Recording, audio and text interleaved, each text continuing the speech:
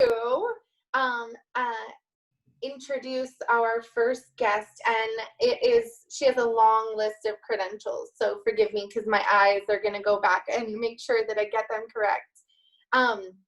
So I'm going to let you know all the awesome things about Amy, and then it's going to go right over to her, and she is going to be giving us a rad presentation.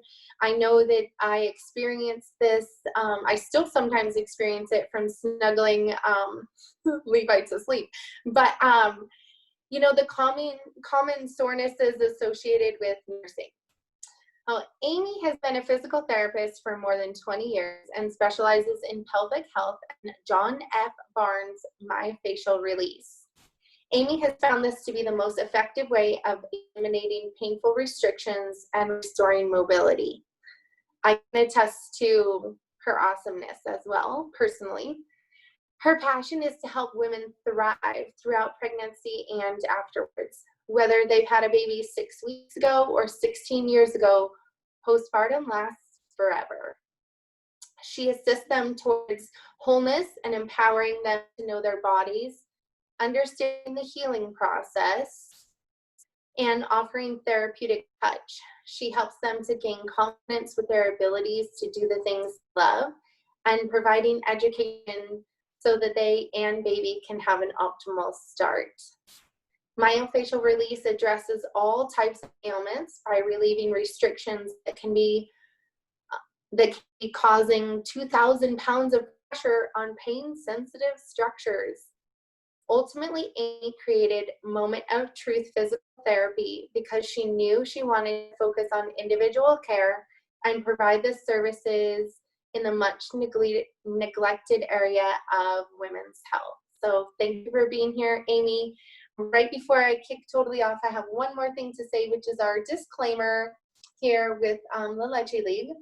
The views and opinions of speakers and or the authors do not necessarily state or reflect those of the Leche League of Arizona, the Leche League of the United States, or the Leche League International. And thank you for being here, Amy.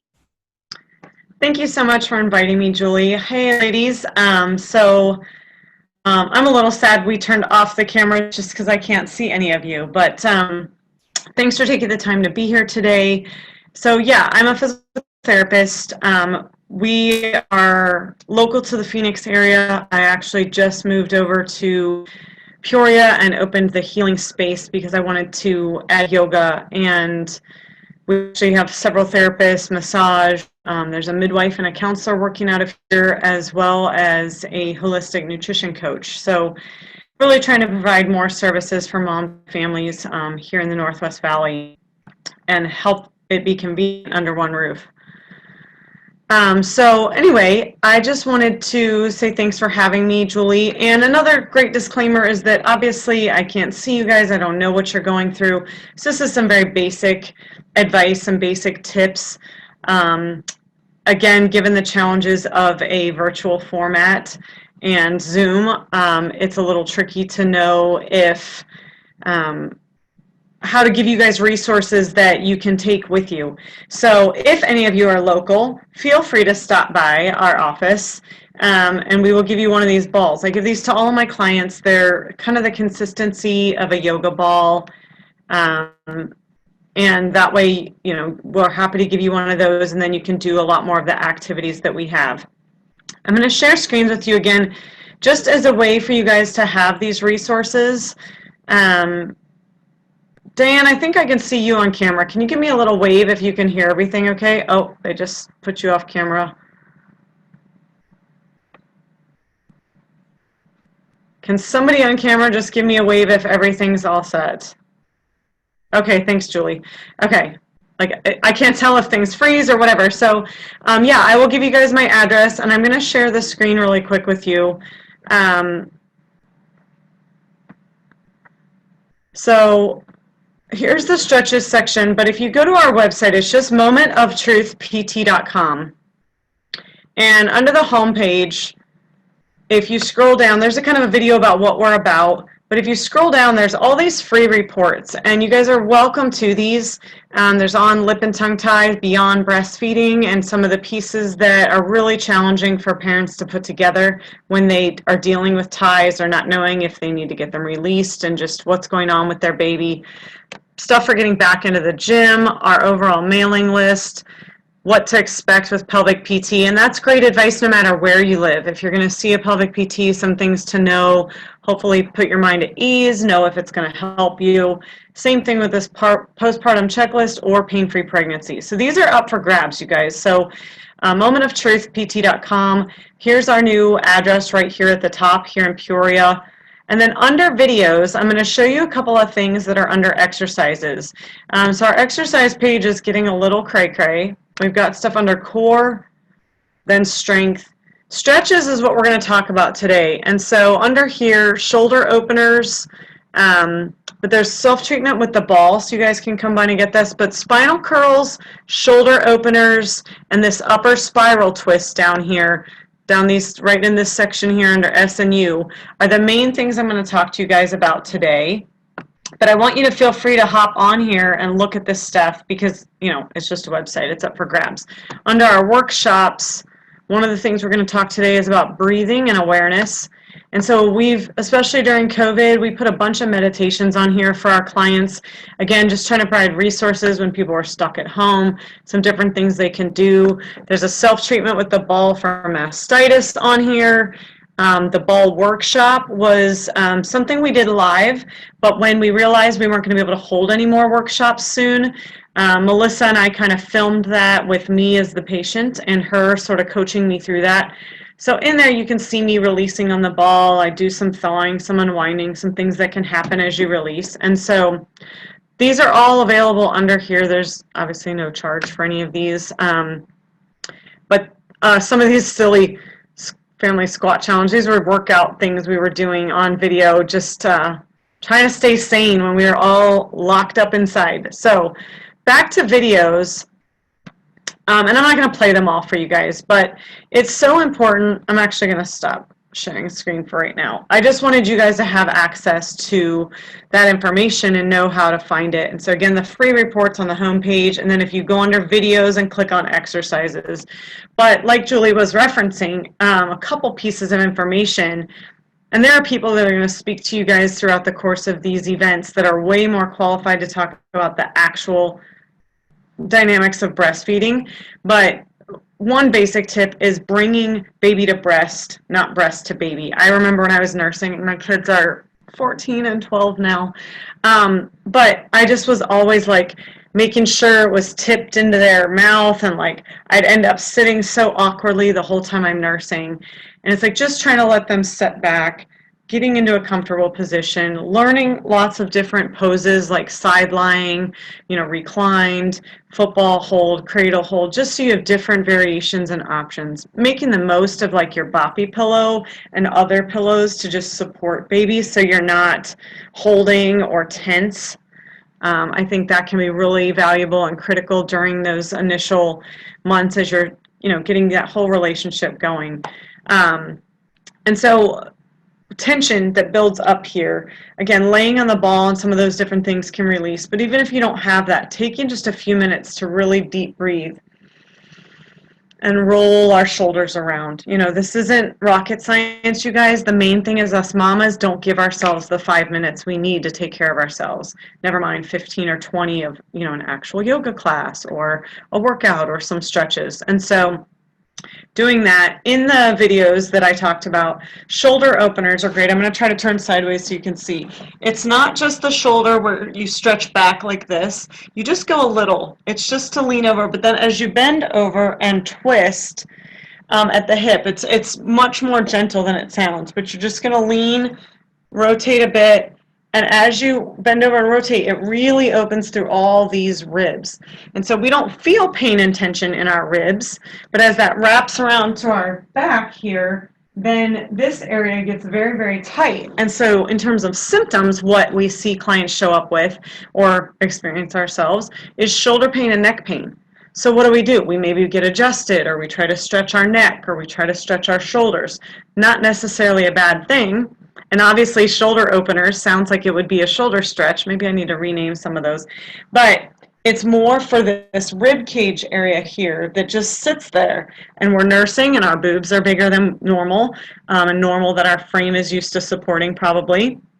And so as that weight and everything is shifting, plus our bodies are adapting to changes in gravity and changes in our center of balance from delivering baby.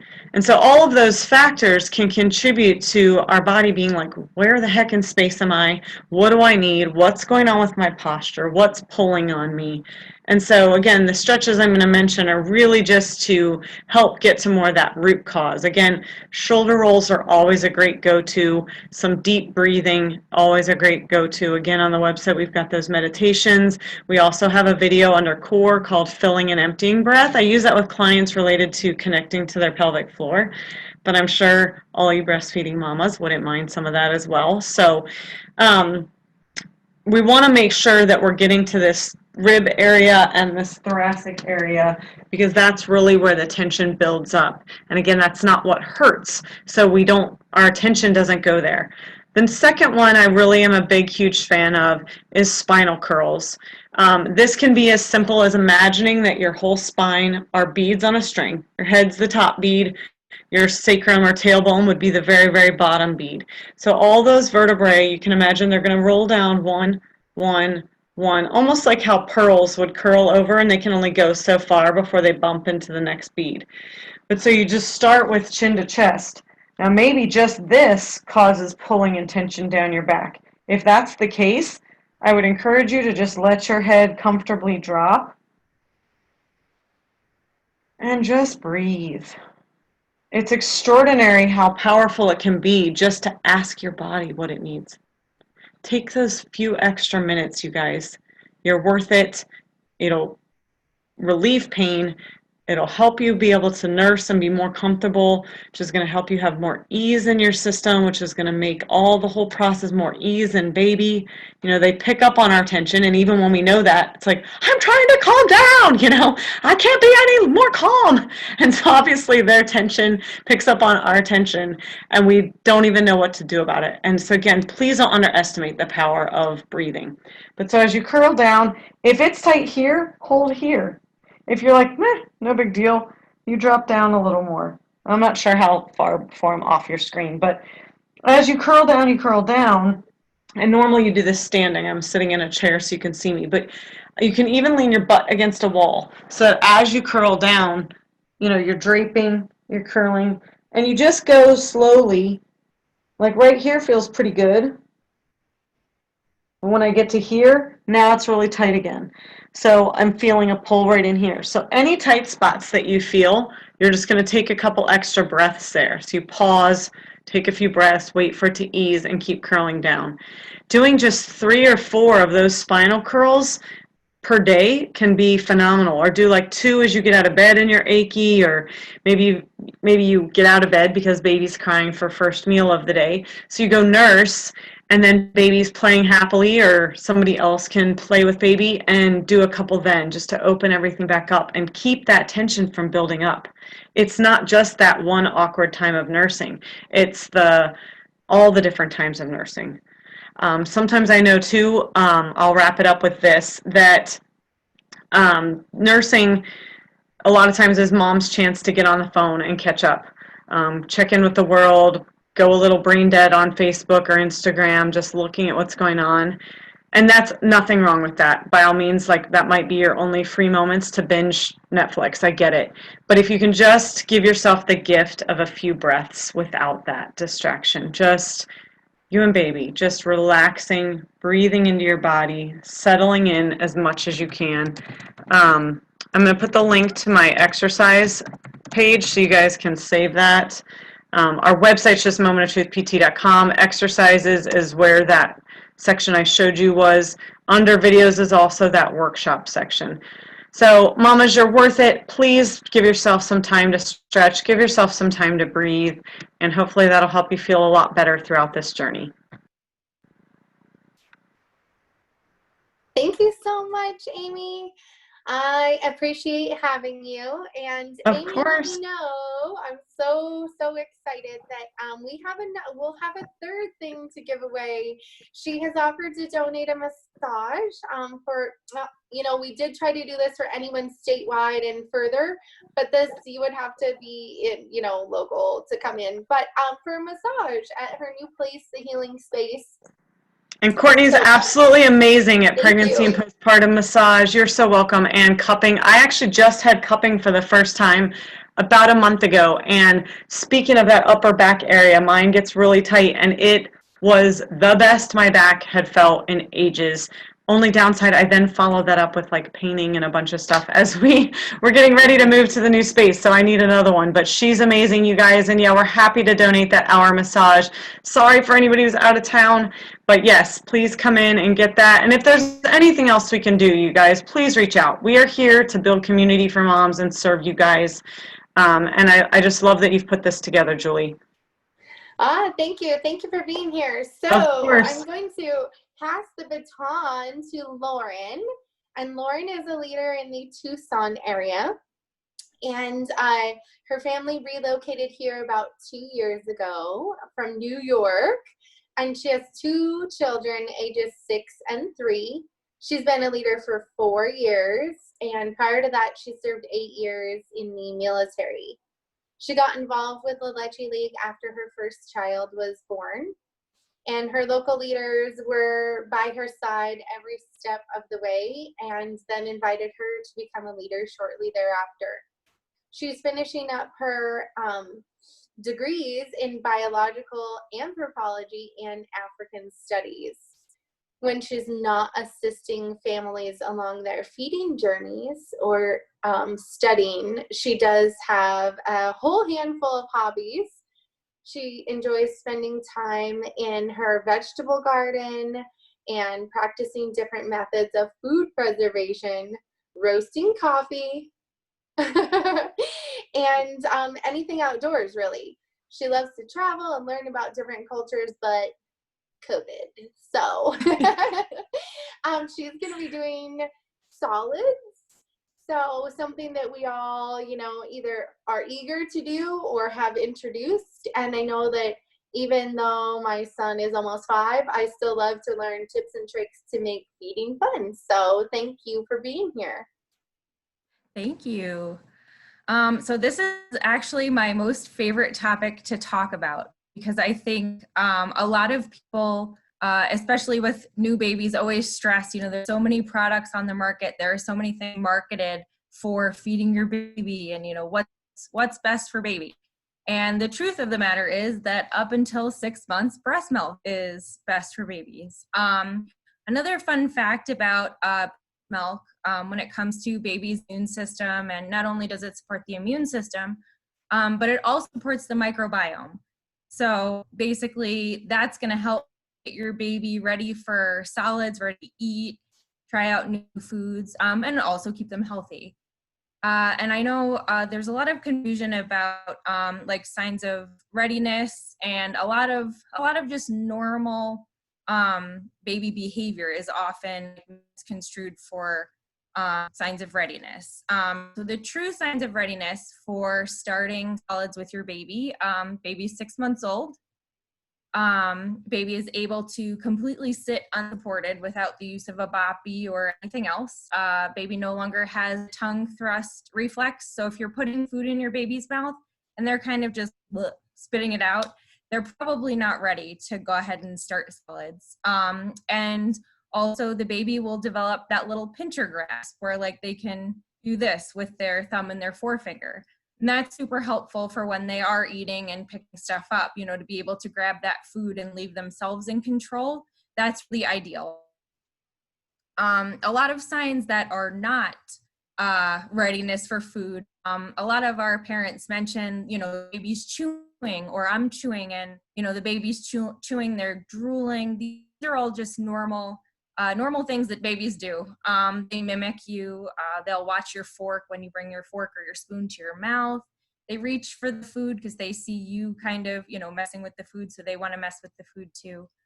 And the last one would be, a lot of parents think that feeding baby food and starting solids will help your baby sleep. which is actually not true. At this point, babies are based on calories, basically. So that breastfeeding around the clock, breastfeeding on demand, that's really going to be what gives your baby the best nutrition and keeps them full and satisfied and healthy. Starting solids is also super fun. I know for myself, when I start solids with my kids, I mean, it was always my favorite time because you just get to see them like, what is this? You know, all this new stuff. So when you start solids and how to start solids with your baby, always make sure to nurse your baby before you offer the food. Breast milk is still the main source of nutrition. So you really want to make sure they're still getting all their calories from breast milk. The baby needs to be upright, so you can put the baby in the height chair, or you can have the baby on your lap. Well, if you're eating, you want to have, you know, family dinner or whatever, and they prefer to be in your lap, that's totally fine. You just want to make sure that, you know, they're upright. It's also really smart to put down like a shower curtain or something like that, because everybody will probably be wearing everything. So, you know, they like to play in it. It's fun for everyone. Unless you're wearing something that's nice, then you probably don't want to wear that when you start solids with your baby. And you also want to offer it when they're excited. Don't offer it when they're too tired, or, you know, if they haven't had their nap yet, you see them getting a little cranky. It should be fun. They also shouldn't really be eating a full meal. You want to make sure it's a small amount, start them there. You know, they're learning, they're not really going to fill up on it. And you can gradually increase the amounts as they get older and become a little bit more interested in more. It also might take a few tries. Sometimes, you know, the first couple times you offer something, they're kind of like, I don't know what this is, or it looks weird, or it feels weird. You know, they're experimenting with new flavors and textures and everything. So it's all kind of a learning curve. They're just there to explore. They prefer, or most babies prefer, finger foods and being in control of what they eat. So they don't actually prefer the spoon and purees. So if you're trying to shove, you know, purees in your baby's mouth and they're kind of like, well, I don't know if I want that. You can try experimenting with like smaller manageable pieces of food that they can kind of pick up and squish and pinch and, you know, lick some off their hand if they want to.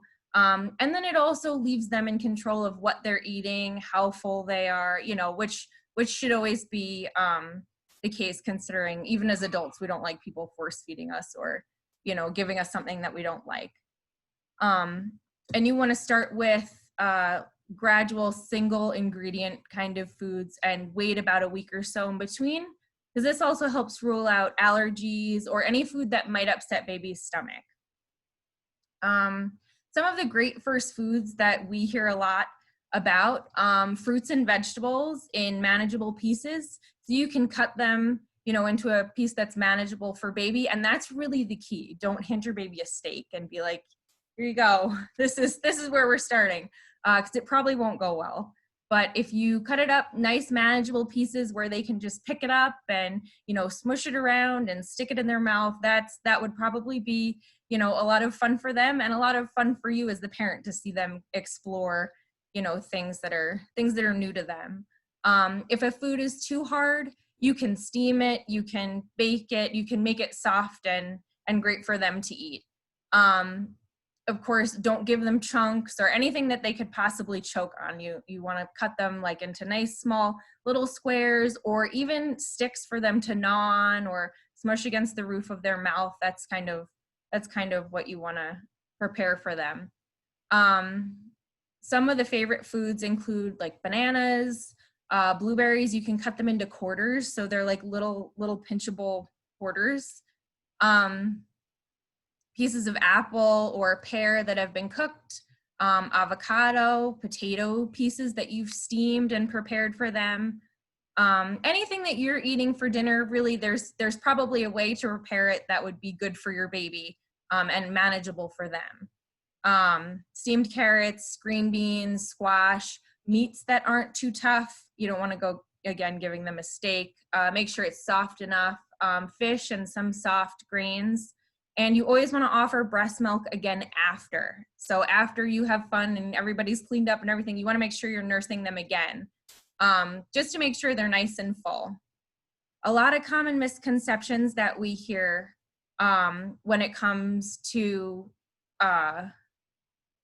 like starting food with babies and why people use purees and all that.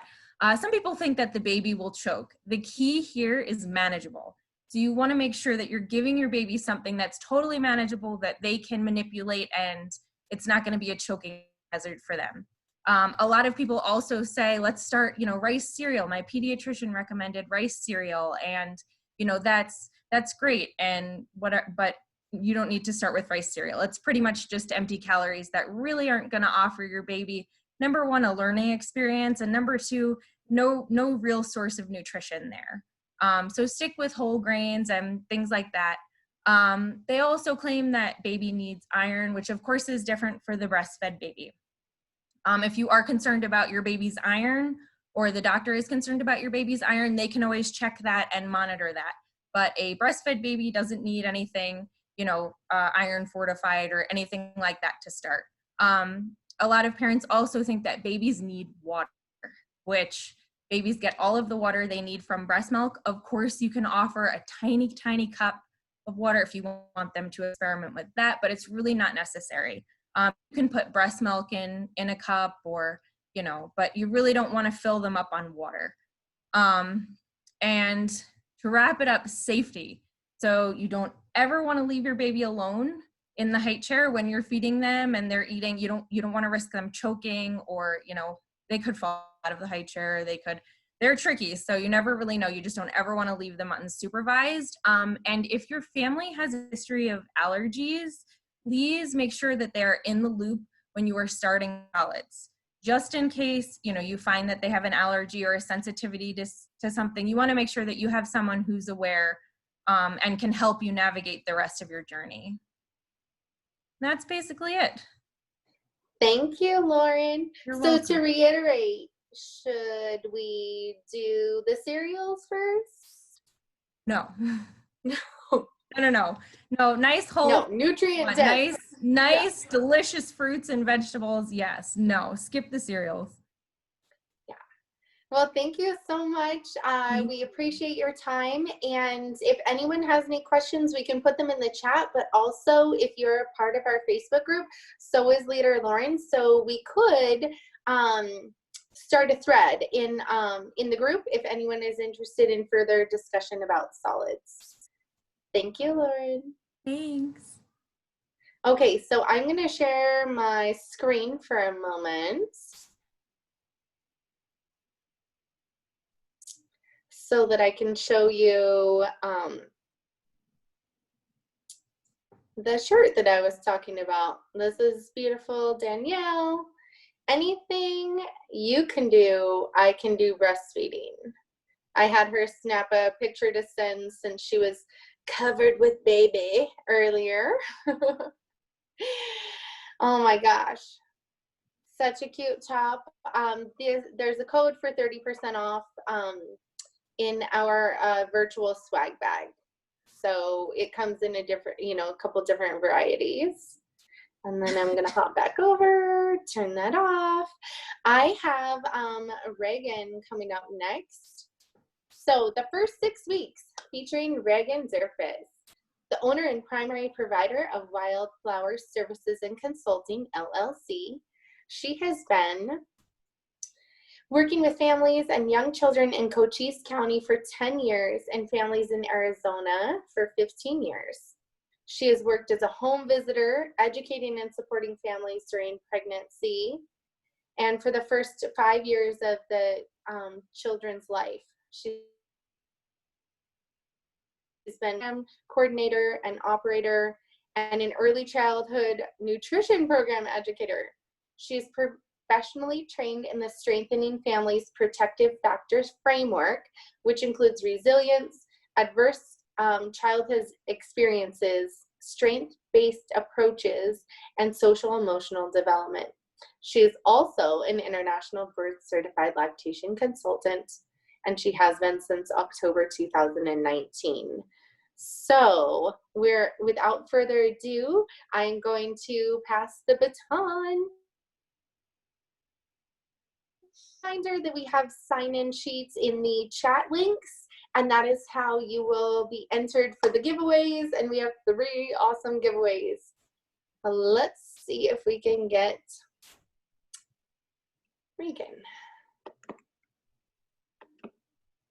Oh, there we go. Perfect. Thank you. Yeah. Hi, everybody. Julie, thank you for having me, and it is nice to see all of your names and listen to a really great couple of presentations. I'm super excited because both the self-care thought and presentation that Amy did and having the resources and the knowledge to start solid foods really goes into what we're talking about today for 6 weeks. So I'm going to try to share my screen here briefly. Let's see if this will let me. I might not be able to, and if not, that is okay. Let's see. You should be able to. You should have permission to be able to do it, but I'm not sure why. I have permission. My computer, my own computer is not popping up what I need it to pop up. So let's see, let me do this real quick. Thank you everybody for your patience. Okay, can you guys see this screen? Yes. Okay. Yes. So normally I wouldn't do a PowerPoint in this kind of setting. I don't think I'm ideal for it, but this is a 15-minute, really probably like 10-minute, super condensed version of a 1-hour workshop that we do for groups of parents, and a 90-minute session that we can do as home visit pre-COVID and safely virtually via COVID for individual families. And what we do during these 6-week session is really just talk with families and prepare families either prenatally or developing individual kind of care plans based on some education for even after that baby is born, but it's still pretty early within those first couple of weeks. So without further ado, I'll just kind of dive right into it. And so the first 6 weeks, thinking about what comes next, what happens after this baby has been born or even adopted or fostered, but you have a newborn baby in your care, what comes next? Well, what we would normally talk about in this session, and I'm going to put the prompts up here so you can see the detailed versions, we go over postpartum care and recovery, soothing and calming a newborn, feeding and sleeping expectations, and then developmental opportunities. So let's start with postpartum care and recovery. I often hear families who reach out for either lactation support or any other kind of postpartum support kind of have this phrase right here, which is, I didn't know it would be like this, both in all of the best ways and all of the most challenging ways. Birth and the bringing of a new baby into a home is the most beautiful, overwhelming experience. And it also brings a lot of challenges that even the most educated person might not have foreseen. And even if you have had children before, it could be a whole different experience, and likely is going to be a whole different experience with this new baby. So what can we do to really make sure that postpartum care and recovery are a priority? Well, the very first thing is going to be to get connected to resources early. If possible, before that baby is even born, identifying things like La Leche leak. Where's your local group? Where do they meet? What's the phone number? Who's my local leader? Identifying organizations like Amy's that can provide resources before and afterward, like prenatal massage or yoga classes. Identifying a lactation consultant that maybe can even work with you prenatally. You can start building a relationship. Whatever it might look like, we highly recommend getting connected to those resources early so that if a challenge comes up, you feel confident in where to turn rather than being in the midst of a moment and trying to find that resource. The next thing for postpartum care and recovery is going to be to ask friends and family that you trust for their recommendations and their wisdom. The key word here is going to be friends and family that you trust. So our social connections tend to go from this side to this side. And on one end of the spectrum, we have our family and friends who mean well, but are going to tell you horror stories, how horrible their birth was, how horrible postpartum was, their baby had the worst tongue tie ever, breastfeeding was terrible, whatever it was, it's just horrible. And then on the other side of the spectrum, we have families or friends and family members who are going to say, everything should be perfect. You should be in love with your baby and everything should be great. And we don't understand why you're crying because I thought birth was wonderful and great and perfect, and really setting kind of some unrealistic expectations. So when we're seeking wisdom and advice about, planning for postpartum care, we want to kind of find those friends that are going to be in the middle, who are going to be real with us about what to expect, but then also hopeful and help us plan for different things. And so a couple of things that I have been told by families that, no one ever told me this before is things like, the post-birth shakes that can occur, expecting those kinds of things, advice to like bring your own soft towel to the hospital, those kinds of things that are kind of going to say, hey, this was scary or this was hard, but here's some really good tips. So asking those friends and family. And then talking to your support person, whoever that's going to be, about your wishes, needs, and concerns. And this, we recommend with getting connected to resources early, establishing what you kind of expect about maybe care, maybe about infant feeding, maybe about getting up, worries that you might have, sharing with the people in your life your concerns about postpartum depression or postpartum anxiety. Let people around you know the difference between baby blues and maybe a more serious issue going on, so that they can look out for you and advocate for you, while you're in the throes of something. And then finally, for postpartum care and recovery, practicing self-love. And I loved what Amy was saying about just taking 5 minutes for yourself, or even just, rolling your shoulders back and taking a deep breath before you even begin nursing. Little tips like bringing baby to you rather than, breastfeeding to baby. Because there's a lot that's happening here. Your body has changed.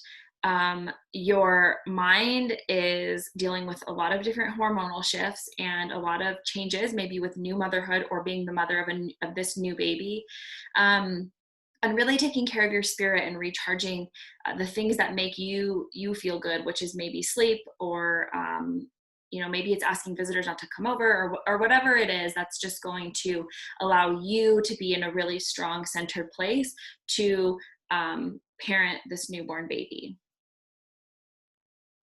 So a couple of things we go over in this class: soothing and calming a newborn. He's only happy when he's held. Well, yes, and this is probably not news to any of you here, but it is scientifically impossible to spoil. Babies don't have that cause and effect, manipulation skill, I would say, and definitely not in the first 6 weeks, they don't. And so when you probably can research this term, and you probably heard this term 4th trimester, but babies have real needs. And if they are, out of this womb-like environment, and now they're in the real world and they're trying to figure out how to eat, how to sleep, how to poop, how to pee, they have a lot of these desires and they need help to do it. And a couple of those other desires are snuggling, moving, interacting, feeling close to somebody, needing to be comforted. Humans were not meant to survive on their own. We are dependent on our caregiver, and that's more than just to be fed. That those snuggle needs, those skin to skin needs, there's a reason why skin to skin works and calms babies down and helps regulate them. The face-to-face time, the interaction, those are just as important as the eating and the sleeping and the pooping and the peeing. And so, if baby's happy to be held and you've already kind of run through the list of, well, they're not hungry, they've already had their diaper changed, it could truly, truly be that that baby is just looking for comfort. And we recommend trusting your intuition on this, because one of the number one conflicts that I'll see in those first 6 weeks are a parent or an older generation family member saying, you know, you're going to spoil that baby, put him down, let him cry to sleep, that kind of thing. And, you know, that really conflicts with a lot of parents' intuition, which is to say, well, I don't want my baby to cry. He's only 2 weeks old and this is hurting my heart. Well, yeah, there's a reason. You are both biologically wired to be snuggled and to nurture and to care for each other. And so how do we do that? How do we, you know, support babies, these newborns during this period? We're snuggling, we're using white noise, we're rocking, we're sucking. And Amy Fields with AZ Breastfed Babies actually had this great post on her social media a couple days ago, and it was about kind of a similar thought, which is, oh, my baby just uses me as a pacifier. The baby's not even eating anymore. He just wants to nurse, or she just wants to suck. Well, what Amy's post said was, pacifiers were invented long after babies were breastfeeding, right? Your breasts were the original pacifier. Pacifiers are actually the replacement for the breast. So if your baby is non-nutritive sucking, they call it, and just really finding some comfort and soothing while nursing, that's actually a really good thing that you are able to provide that newborn. So feeding and sleeping expectations. For these first 6 weeks, this is hard, and I like to share some of these things with parents, because if you don't know what to expect, you're not really sure what's normal, and that's kind of where a lot of those questions or concerns might come up. So if it looks like baby's sleeping and eating all the time, it's probably because they are, and that's normal. You know, babies should be eating 8 to 12 plus times in 24-hour periods. Those really 8 is like real low. I think most newborns are eating those 12 plus times. And those times are not, you know, when they set different clocks, though, you know, there's a lot of apps out there, and there's a lot of rhetoric around and wanting that control of like, well, it's been 2 hours, baby needs to eat. But there could be a day that newborn baby is going to eat every hour on the hour. There's going to be a day that baby sleeps for 4 hours and then eats 3 times in 1 hour. It's not predictable yet. You know, these babies are still learning and trying to grow and kind of following just what their instincts say. So sometimes they're hungry and sometimes they're not, just the way that we are. Newborn babies sleep about 16 hours a day or more in a 24-hour period, which is a lot. But during that wake time, they are eating, feeding, playing, doing some tummy time, interacting, observing, that kind of thing. And breast milk during these first 6 weeks. So you have that first milk, that colostrum. A lot of times we'll hear, you know, I don't have any milk, it's not enough. Your body and your baby are made for each other. And so that colostrum is just perfect for your baby. Tiny, tiny little amounts for tiny little tummies. And then by day 4, that mature milk should come in. Your breasts should feel engorged. They should feel bigger. You know, you really feel that the copious amounts of milk coming in. And then it's really recommended that between day 4 and day 10, 11, 12, you're really just expressing milk as much as you can, letting baby nurse as much as they're saying that they need to establish that milk supply after day 10, and keep getting that milk out so that milk supply stays high or stays up to what baby needs. And another one of my favorite quotes, which comes from an IBCLC out of Phoenix. She says, it's Krista Bridges Jones. She says, breastfeeding should, it might be uncomfortable at first, but it should never be unbearable. And when it is unbearable, you know, when you're having like that squint and your toe curling, getting ready to breastfeed, that's a huge red flag, and you want to make sure that you're connecting to a resource to get some support there. Okay, and then developmental opportunities in the first 6 weeks. You can play with a newborn, and in fact, every interaction that you have in these first 6 weeks is teaching this baby. You're already starting learning. You are your baby's first educator, your baby's first teacher. And so we do that through parentese, which I'm sure all of you are familiar with, but it's a hi baby, a little bit higher pitched. We kind of slow it down a little bit. We put some more emphasis on things. And babies respond really well to that. And then you're not doing parentese, just narrating everything you're doing. Okay, we're going to walk over and, I'm going to shake you up and down just a little bit gently. Oh, do you like this? This is very calming to you. Oh, daddy put coffee up here. Thanks, daddy. Or whatever it is. You're just kind of narrating your day and giving baby this, surrounding baby in language, which also comes from reading books early. Not have zero expectations from baby. Baby's just going to listen and love you and love your voice and love to see your mouth move. Which is really great for that face-to-face time, that social emotional time. And then baby massage, moving, seeing, hearing, feeling, all of these things. And one thing I want to note about this developmental opportunity, I hear a lot of parents say like, well, when should I start tummy time? And is he lifting his head? And is baby looking around? And the number one thing that parents can do for babies when we're thinking about promoting their development in the first 6 weeks is actually all of these things. Responding to baby's needs, laying a really strong foundation for that baby's social emotional health, which says when I have a need, somebody helps me with it. When I feel all dysregulated because I'm hungry or tired or upset or crying or whatever, it helps me regulate. And I know I'm safe, I know I'm secure, I know I'm nurtured. And that lays the foundation for all other development later on. A baby that doesn't feel safe isn't gonna, roll around and try to touch things. So safety is our number one priority, which is that emotional safety, which says, I am safe here. I can rely on the people around me. I'm not waiting to be fed, I'm not sitting in a dirty diaper forever. I'm not scared and crying and nobody comes. So that's the number one that you can do for those first 6 weeks in terms of development. And then all of this other stuff is just a nice little plus. And finally, just a reminder that we were never meant to do this alone. Humans, and especially mothers, have evolved to be away from tribes and to especially during coronavirus, like our own houses, we don't have front porches anymore, we don't know our neighbors. It can be very isolating. And so we highly recommend that you ask for help when you need it, and also be willing to accept help if you want it. Instead of, working around those guilt complexes or feeling like you have to tackle it all. That's not how it's supposed to be.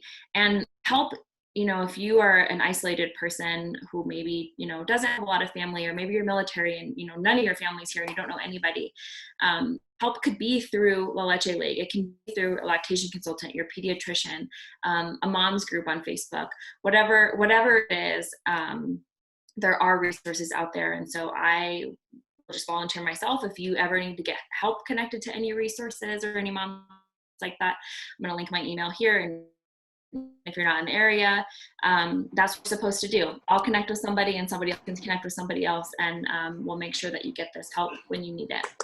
So again, if you need anything else, here's my contact information. And just to highlight Black Breastfeeding Week and all the events that you had talked about earlier, Julie, this shirt does support Arizona Birth Workers of Color, so I highly recommend also looking at them. It's a really nice Arizona Black Birth Workers shirt. So thank you, Julie. Thank you, Reagan. Glad to have you. So grateful for this awesome group that we have here. I want to show you one more thing. It made me think of it while Reagan was on. I'm going to share my screen. I love this graphic from the Leche League. You are not a pacifier. You are a mom. You are the sun, the moon, the earth. You are the liquid love. You are warmth. You are security. You are comfort in the very deepest aspect of the meaning of comfort, but you are not a pacifier. That one always gets me. I mean, it is a big deal because somehow through community and culture and time, we have been made to believe, myself included, that I was doing something wrong by not, it's very interesting. So actually, when you realize that this is biologically normal and we are mammals and this is how it's supposed to go, it makes so much more sense. So I'm going to touch on just a couple of things before we go into our really much anticipated presentation. And I'm going to use this little baby as a prop. We can see here. Try to set it up. Okay, so when we're talking about nursing and comfort positions, one of the things that we're talking about is bringing baby to you. And one of the best ways to do that is actually to be, instead of like at a 90-degree angle, a little bit back so that you can be reclined. And when you do that, then baby can go on top of you. So they're gonna feel that feedback of having their body against yours, and that will improve nursing. The other thing is that they have their navel lined up with our navel, and it doesn't have to be the same direction. It just means that when they're going against the same plane, then that's what we're talking about. Now, if there's a, let's see, if there's a shoulder tilt at all, and that plane is off, then imagine if we were trying to drink this direction. It would be tricky, especially if we were brand new at drinking. You know, if it was our first time, or imagine using a straw if your head is turned the other way. And another note about the we are not pacifiers. So the skin to skin is amazing. It literally releases oxytocin, which is that feel good, snuggly love hormone. But also, there's this spot right in the roof of our mouth, and it's called the junction of the soft and hard palate, which is generally right about where the nipple hits.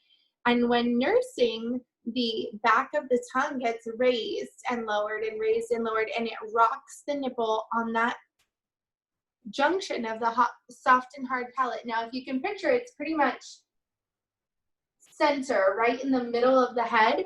And that rocking motion actually makes our pituitary release oxytocin. So that non-nutritive sucking is for a reason. And that is another reason why it helps babies or children fall asleep, because it legitimately is so much more than milk. Now, what we're talking about here is, of course, like if a child is latched at the breast, but this can be similarly mimicked, you know, if someone is recreating these things and using donor milk, you know, and feeding in different ways, babies can still get loves and snuggles and can feel that nice oxytocin and do skin to skin, like with things like rocking, that's still going to give them all the warm fuzzies. And another fun thing to note, especially when they're small, is that generally when babies are born, their vision is about 10 to 12 inches. So when we think about their eyesight, it's about down to somewhere between like our shoulder and our elbow from our eyes, and what seems to be right about between our shoulder and our elbow. It was designed like this, you know, so that we can have those sweet, snuggly connection moments. And I love how Reagan talked about there are ways to play and bond. We also shared an article a little while back talking about responding to children and talking to them. And it starts at birth, but they've actually done studies in parents who respond to, like with a verbal response to their children within 5 seconds, even when it's that kind of like play, banter, cooing, and parent ease in those words that we're making up, that actually makes them score higher cognitively later on, even though it feels kind of maybe a little bit funny in the beginning. Once you get used to it, it'll be just fine. We have leader Carol, and she's going to be presenting Sweet Sleep, which truly changed my life. This is going to be a little bit of a crash course I hope you enjoy it. Feel free to leave us your questions, and if we can get to them right now, we would love to. If we cannot, then we would be happy to start a thread in our private Facebook group and go over these things in more depth. I loved what I learned. I'm so excited to be offering this for free. So we are going to pass it over to Leader Carol, and she is going to give us her best for sleep with human milk feeding. There she is. Hi. World Breastfeeding Week. There we go. Can you hear me? Yes. Oh gosh, I can hear myself bouncing like it. I think I can hear myself on your computer. So maybe if you could, I don't know. Anyway, all right. Well, I'm Leader Carol. I have 3 children, and I've been a leader in the Phoenix area for about 17 years. I'm here to do a shameless plug on the Sweet Sleep book, which is a Leche publication. It is a fantastic book. So let's talk sleep. So babies, as you all know, they like to nurse at night. They nurse a lot at night, and this is frustrating to some parents, and there's a lot of effort in our society these days to stop babies from nursing at night. That's unfortunate because babies know something that maybe not everybody knows, and that is that moms make more milk at night. Our prolactin is higher, and there's more milk available for babies, and babies need a lot of milk in the 24-hour period. And their tiny little tummies wake them up in the middle of the night to eat, and they are doing a lot of growing, and especially their little brains are growing a lot at night. So it's important that they get that nighttime milk. So getting that nighttime milk means that you're going to have to be awake for them. And how do we get rest when we really just want to be sleeping? And I always tell parents, your baby wants to be sleeping too. He's just hungry and he can't help it. So we want to be feeding our babies at night, and yet we want to be getting plenty of rest so that we can be at our best for our babies. And most importantly, we want to stay safe while doing that. So enter the Sweet Sleep studies. The American Academy of Pediatrics has said, and you've heard it from your pediatricians, you should never, never, never have your baby in your bed. This is dangerous. And there's a little bit of truth to this for the general population, but for breastfeeding mothers, there's a little bit of a caveat here. So that's what the American Academy of Pediatrics has said for a while, but they did have to revise their statement in 2016 because trying not to be in the bed with baby is harder than it sounds. And sometimes sleep is going to overtake you and you can't help it. And so what I'm always telling parents is you better be in a safe place when that happens, because you are not used to waking up all the time at night, and there'll come a point when your body just has had enough and it's going to shut down, whether you like it or not. And of course, we have the gift of those lovely hormones that flood our bodies when we have our letdown response, and they practically put us to sleep. So it's very important that you're in a safe place when that happens in the middle of the night if you are not feeling like you can stay awake. And that is what they now say. The American Academy of Pediatrics says that if you're feeling very tired and you don't think you can stay awake, you need to be laying down in your bed on a safe surface and go ahead and rest with your baby. And I'm so glad they did that, because I talked to a lot of parents who are trying so hard not to be in bed with their babies. And so they tell me proudly that they're, sitting in a chair, on a sofa in a recliner, where they're sitting up in bed. And those are just not safe places for you to fall asleep. They're fine during the day, but at night, if you are going to have sleep overtake you, that's not okay. So what I always say is, even if you choose not to have your safety plan for when sleep happens.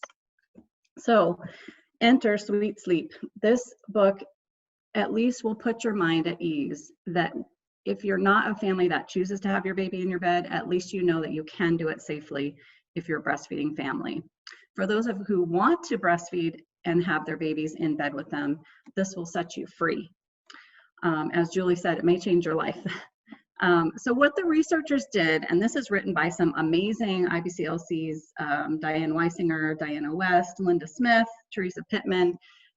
They gathered all the best research from sleep from around the world, some of the oldest and newest research on sleep and mothers and babies, and they found that breastfeeding mothers sleep with their babies differently than bottle feeding mothers. That's just what they found.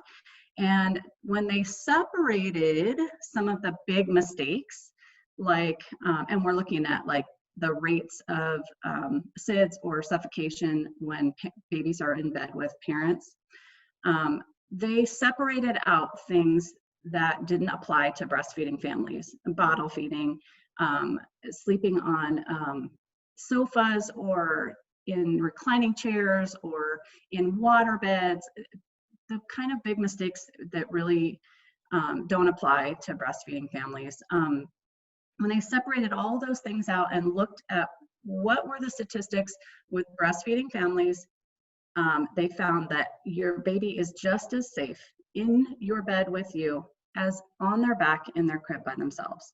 And that's pretty astounding news. There is going to be a certain number of babies who are fragile. SIDS is sudden infant death. We don't know the cause of it, and it is going to happen sometimes in a very small percentage of babies. Although there's some very good evidence that having your baby in your bed is actually a protective factor for that. So that's an important note as well. So once they did that, they identified what were the factors that made it safe for baby to be in a bed with a breastfeeding parent. And those were that the parent is a non-smoker, number one. Number two, that the parent is sober or unimpaired by any other drugs. That number three, that it is a breastfeeding parent. Number four, that it is a healthy full-term baby who is number 5 on his back, and number 6 lightly dressed, not swaddled, and number 7 is you're both on a safe surface. Now that is all in the first chapter. The first chapter of this book is like, if you're not like a big reader, you could read the first chapter and like you're good. If you are a geek like me and you want to know all the research, like what exactly they went into, that's the rest of the book, is how they pulled apart the research, what research they used, go into all the statistics and how the statistics have been pulled together. But if you're not interested in that, you're really good with the first chapter. So I'm going to see if I can share the screen here, because this is a schematic that I share often. It's in the book, but it's not in color like it is. Oh, okay, I don't know what I'm looking at.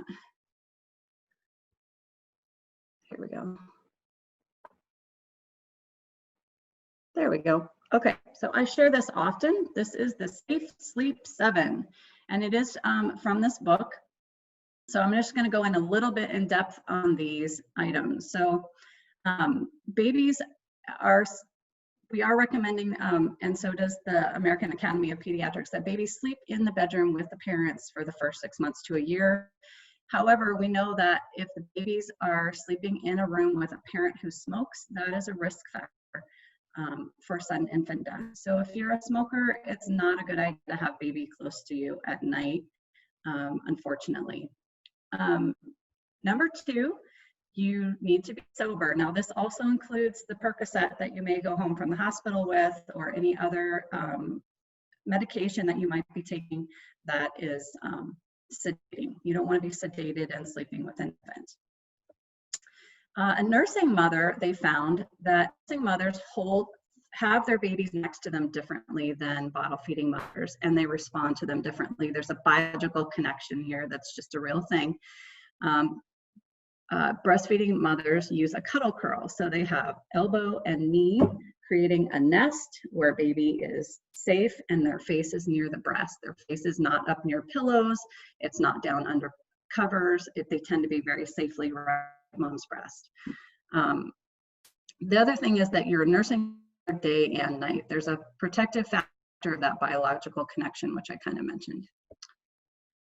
You have a healthy full-term baby. Healthy and full-term means your baby is gaining weight, getting back to their birth weight in a normal fashion, which is 1 to 2 weeks, and your baby is at least 37 weeks gestational age. And you know if you have a fragile baby, if they've been in the NICU, if they have severe jaundice, then you want to be very careful with that baby. In which case, one of those side carts would be great so that you can pull baby to you, but they can be sort of on their own, and if they're fragile. It's important that baby can get over on their back to lay for sleeping, and when they're nursing, they should not be overly dressed, and they should not be swaddled. And then that safe surface. These three are kind of related in my mind. That safe surface means that the depression you are making in your bed should not be so deep that baby can't roll over onto his back. So baby will be on his side to nurse at the breast, and then babies will sort of flop back over and sleep on their back. And if that depression next to you is too deep and baby ends up falling over towards you, you need to be on a more firm surface. So that might mean that you go to another bedroom in the house that has a firmer mattress, and that would be just fine. Let's see. So those are the Safe Sleep 7 that are outlined in the book. You can find this schematic. This is on the breastfeeding, it's on the Leche League International website. This is actually a beautifully written article on the Leche League website about bed sharing and outlining the Safe Sleep 7. And I share this page a lot, so it's very accessible on my computer. There's this little song, if you want to learn the song, if that's helpful to you. It's a rhyme that goes to the tune of Row, Row, Row Your Boat. I'm not going to sing it to you, even though that might be fun. But anyway, that's the Safe Sleep 7. And we always say in the Leche League, whether you want to sleep with your baby or not, we want you to get the most sleep. So we always say that if your feet don't hit the floor at night, you will feel more rested in the morning. And if that means that baby is in a bassinet nearby or one of those sidecars, that's fine. But when you bring your baby to breast in the middle of the night and you're tired, you need to have that safety plan so that when sleep overtakes you, which sometime it will, you need to be in a safe place. And if you want to sleep with your baby, this is how you do it safely. Dr. Sear says, everyone should sleep where everyone gets the most sleep. And I tend to agree with that. So that is my little plug on Safe Sleep and the Sweet Sleep book. Now you can purchase this wherever books are sold. It is printed in different languages, which you can get on the Leche League International website. And most of our Leche League groups have libraries, and you can check one out from one of those libraries and borrow it. But to get your hands on a copy of Sweet Sleep, and please get lots of sleep. Thank you, Carol. You're welcome. Get back up here. Okay, I'm going to share my screen again.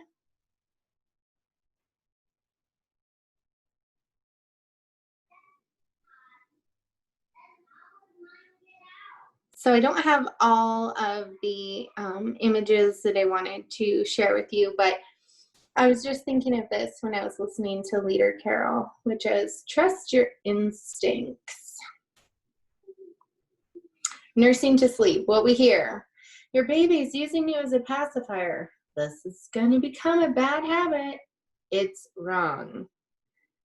And on and on and on. What we should hear, this is biologically normal. This is calming, it's nourishing, it's beautiful, this builds trust, it's nourishing. Late night Leche League love. There are many reasons babies nurse at night. And you are doing wonderful things for your baby and your child by responding to their needs. I love this one. Sleeping next to someone you love makes you fall asleep faster, reduces depression, and helps you live longer. A mother and a baby are two people, but one person before the baby is born. And if they're breastfeeding, they continue to be an inseparable biological and social unit after the cord is cut. Your baby shares your immune system. Your milk production responds to his growth pattern and age. His heart rate, breathing, and temperature are steadied by direct contact with you. When he lies against you, feeling your warmth and heartbeat, he sleeps more calmly. Cereal does not make babies sleep longer.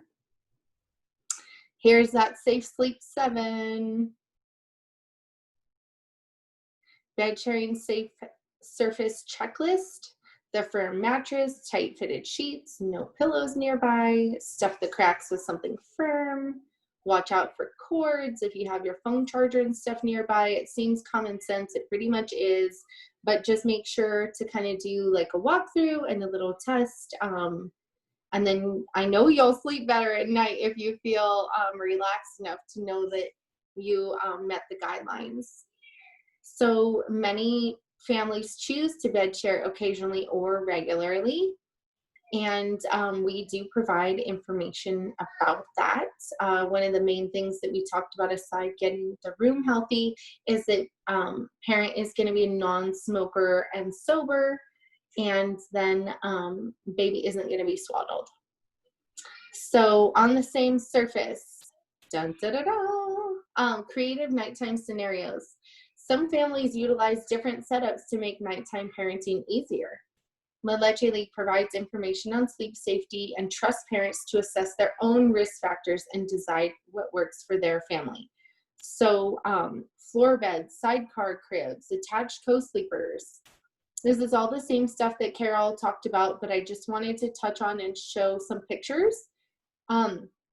This really happens, you guys. This is not, I feel like it's one of those things that isn't really talked about very much.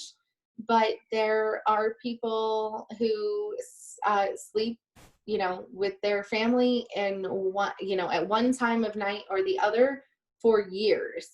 And basically, as long as it works for your family, who cares what other people think? Because rest is lovely. And from Elizabeth Pantley, she wrote a great book. She actually has an entire series. It's called the No Cry Sleep Solution. Here, she says the vast majority of children need some help from a parent to calm down and relax enough to be able to sleep. This is true until about age 5 or 6, or for active, energetic kids, even longer than that. So don't feel that there's anything wrong with you or your child if your little one needs some help getting settled for sleep. You know, if that includes snuggling, if it includes nursing, the Elizabeth Pantley books, she has a toddler book and a nap time solution too. And I want to end with this because we appreciate you and we're glad that you were here. It doesn't matter if it was a day, a year, or a single feeding. Every single drop you provided was a precious gift, and thank you for giving your baby the gift of human milk. Well, thank you so much, everyone, for joining in with us. I am glad to have you. I will be sending out the codes, and then you guys will get your virtual swag bag. If you have any questions, let us know. Follow us on Facebook. We're also on Instagram. If you would like to join our private Facebook group, us leaders accept requests there all the time. And we're just passionate about human milk feeding and would like to help you guys in any way that, you know, support is needed for you. So thanks for being here. Our next event is in Spanish. It's on the 22nd, but that doesn't mean that nothing's going on this week. Starting tomorrow from the 9th to the 15th is considered Native Breastfeeding Week. And there's a lot going on. There's a virtual 5K. They're selling shirts. I'll be participating, and me and some of the other leaders for the virtual 5K. We have our Navajo Nation Breastfeeding Coalition right here. And be on the lookout. They're doing amazing things. It is important to support, you know, the indigenous folks in breastfeeding. So we are here for everyone. Be on the lookout for those events. And then Black Breastfeeding Week begins on the 25th, and we will see you here for that too. Bye, everyone.